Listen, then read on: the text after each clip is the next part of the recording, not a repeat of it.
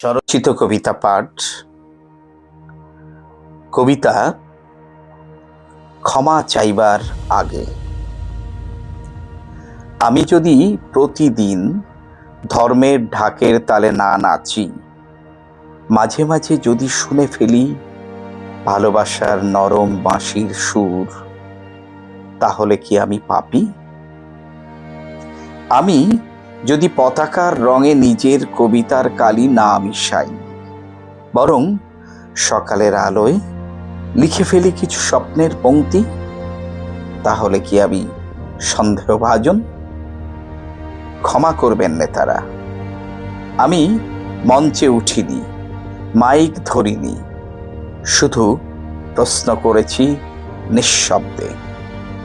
Vote কমলে কি আকাশও সংকুচিত হয়? রাস্তা কি হারায় তার দিগন্ত? একজন মানুষ যে কালো দাগ মুছে ফেলে নতুন পোশাক পরে, তাকে কি সহজে ভালোবেসে ফেলবো আমরা? আমি দলছুট নই, আমি কেবল তাকিয়ে দেখি ধর্মের ছায়া লম্বা হচ্ছে, মানুষের ছায়া ক্ষীণ রেখা হয়ে দেয়ালের গায়ে মিলিয়ে যাচ্ছে।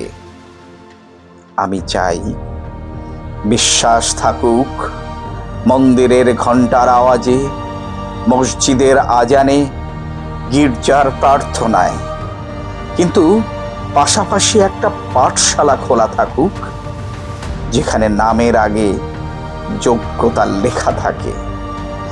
একটা হাসপাতাল থাকুক, যেখানে আলো ভোট দেখে নিভে যায় না। ঘৃণার ছোট জানালা ভেঙে আমরা কি একদিন খোলা মাঠে দাঁড়াতে পারি না, যেখানে আলো সব মুখে সমানভাবে ছড়ায়, যেখানে নির্ভীক বাতাস কাউকে জিজ্ঞেস করে না সে কাকে ভালোবাসে? আমি কোনো দাবি করিনি, শুধু সেই খোলা মাঠের দিকে ইশারা করেছি ক্ষমা চাইবার আগে।